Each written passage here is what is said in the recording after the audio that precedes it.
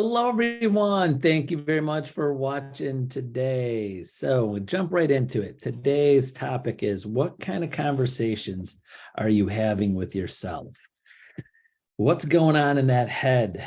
What are you talking to yourself about? And I read this strange statistic, but I did not fact check it, so don't quote me on this, but I thought it was very strange that it said something like 40% of people don't have inner monologue, like don't have conversations with each other, with themselves. That's where I get inner monologue. Like I have conversations with myself all the time, like I'm actually talking to myself, like I'm saying, should I do this? Well, if I do that, I'll do this. Kind of like different sides of your brain having a conversation of working stuff out, like having an inner monologue, like having a conversation with yourself and answering yourself back in your head, like, well, if I do this, well, if I do that, that'll happen. And what's the best course of action? Well, I think this is that. That's how my brain works. So that's why I wanted to come up with this topic for today, was what kind of conversations are you having with yourself on a daily basis? And a long time ago, I listened to a podcast, and they had 9 things that you should be telling yourself and having conversations with yourself consistently to try to be at your peak performance, to be the happiest person you are, the most fulfilled, the successful, and overall. These are 9 things that you could always bring up with yourself to keep yourself in check. Are you working and moving in the right direction? So I'm just going to knock out these 9 things for you to think about. So one of the things is you should always be learning and trying to improve yourself. So number one question is, what have you learned? What have you learned, and what do you want to learn? So it's kind of like one and the same. What have you learned? And if you haven't learned what you want to learn, what you need to do to learn. So you should be always a student and always be open to learning new things or new ways to do things, or just to better yourself. That when I hear the word learn, what have you learned is what have you done and have learned to better yourself.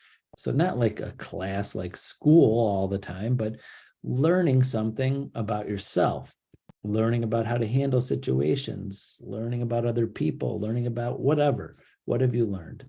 Number 2, what are you no longer willing to accept? This one's a big one. What are you no longer willing to accept? Such as, you're no longer willing to accept your financial situation you're in now. You're no longer willing to accept that you don't have strong relationships with certain people because you just don't have the time. What are you no longer willing to accept? Like people treating you poorly. Again, that could go on and on and on. It's just throwing out 3 examples, but you got to have conversations with yourself consistently. What are you no longer willing to accept, to clean out, to get better, to get focused? Number 3, what, and this is of course a important one, what gives your life purpose? Number 3, what gives your life purpose? What is your purpose for even being on this planet and living? What gives you purpose? Like I love life every day. You're getting out of bed and like, and this is the reason why I'm here and I enjoy doing it. So what things in life give you purpose for being here? Number 4, how do you know you're on track? So how do you know when you're learning, when you're focusing, when you're understanding your life purpose? How do you know when you are on track? Well, you got to do often check-ins with yourself. Are things getting better? Is it something that could be tracked by money? If you're saying financial situation, check the bank, check your debts. If it's something relationships wise, are you spending more time or less time with people? You want to be happier? Are you getting up every morning? Are you feeling happier, or you're seeing more anxious? So how do you know you're on track? You got to keep on checking, keep on asking yourself questions. Number 5, how important is money to you, and what is the importance of money? So we need money to live, we need money. How much money do you need? How important is it to you? If you had unlimited funds, you were a billionaire, what would you do with it? If you had no money, how would you feel? Like none, like you're dead broke and you don't have money to pay anything. There's people in either one of those lines. There's billionaires and there's people that are broke. So if you're there, if you're one of those, how are you going to, how important is money to you? And what dollar amount do you need? Again, not to go off on a tangent in real estate, sky's the limit. Are you going to be a billionaire in real estate? Very slim chance you'll be a billionaire, but can you be a millionaire in real estate? Oh yeah. I know many real estate agents across the country, many that are millionaires for selling real estate. So you could be a millionaire and sell real estate. What's most important to you about you? What's the most important thing, your feature, your strength, what's most important about you that makes you? So when you know what's most important about you, then you know that this is my best attribute, not my only, but what's best about you that makes you. I'll just say this in a positive way, that you could often remind yourself, because sometimes that could change through life. Like, wow, I know today, being in my 50s, I'm a much better father than I was in my 30s. I'm a much better friend. I feel I'm the best I can be in a lot of different things that I wasn't good at years ago. So what are the things that are important about you that makes you you? 7, what type of relationships do you want?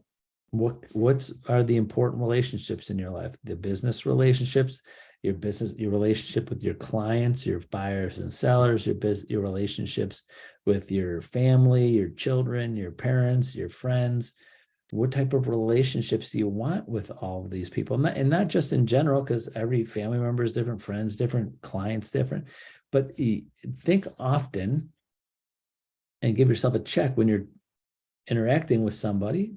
We'll just narrow that down to the people that are close to you, or often friends, relatives, business clients.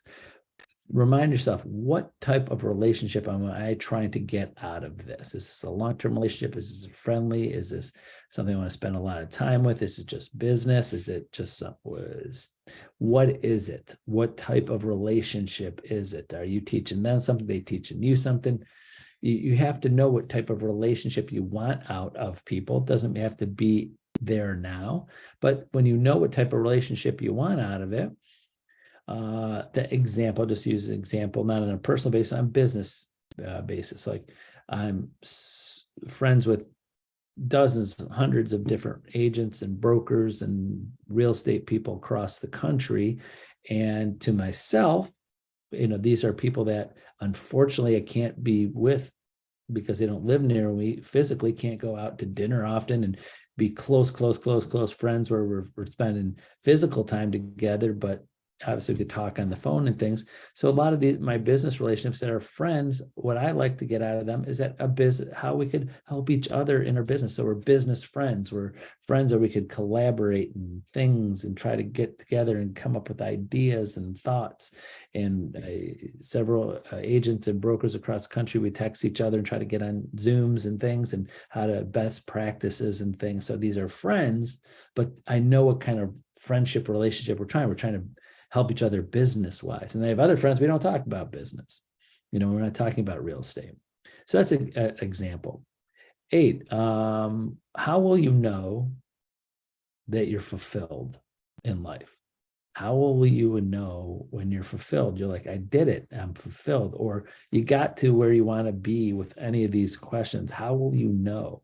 You got to know when, when am I? And then also, to add on that, when do we know is to cut something loose or to stop, not doubling down and keep on trying to go down a certain path or do something the same way or have the same relationship with someone or try to force a certain relationship. When will you know you're fulfilled? And when will you know it's time to stop, cut your losses and move on, because we could have goals and dreams, and we might know what kind of relationship we want. Example, you might know what kind of relationship we want with someone, but you're just not getting that personally or business wise. You're just not getting that, but you keep on spending time and time and time. When you got to ask yourself, when am I fulfilled and I'm having a good relationship maybe with someone, or when will I know I'm not going to be fulfilled and probably never will, and I don't want to invest any more time in it. That's just one example of, am I fulfilled, or it's just time to cut loose. And last, and if not most important, what am I grateful for? Gratitude. Gratitude, so important to be grateful. Without being grateful, you really can't have fulfillment and happiness, in my opinion, complete, utter, pure happiness if you're not grateful for the things that are happening to you. So, am I grateful? And what am I grateful for? Is a question that you keep on having yourself, conversations where you have with yourself, or remind yourself what you're grateful for. So again, when you keep on reminding yourself and have a conversation, this is what I'm grateful for, this is what I'm not grateful for, have that, then you could hone in your time and efforts to maximize what's making you feel gratitude and grateful, and things that are not, and saying, stop trying because you've been trying for years or longer to be grateful for XYZ, but it's not happening, and when to cut that loose. So it's kind of like a yin and yang with all of this. So hopefully those things are something to think about in your inner conversation with yourself. So think about it and let me know. Send me a text, or if you see this video, let me know if you like that, or what I start off with this statistic about 40 people don't have inner dialogue. I'm going to do more research on this, but just heard this the other day. Haven't had time to, but I'm going to really research this because I can't imagine this. So it's going to be hard for you if you don't have some type of inner monologue with each other, or with yourself, and having conversation with yourself. It's going to be hard to have these conversations, these things I just gave you. So I'd like to know, because I can't fathom that. The way my mind works, I can't fathom someone's mind not being about the same, of just people just thinking and talking to themselves. So that's it for today. Thank you very much for watching. I appreciate you. You're watching my videos, and remember, reach out to me, call, text, email me anytime. Happy to put you on my schedule and help you out with anything you need. Have a great day. Bye-bye.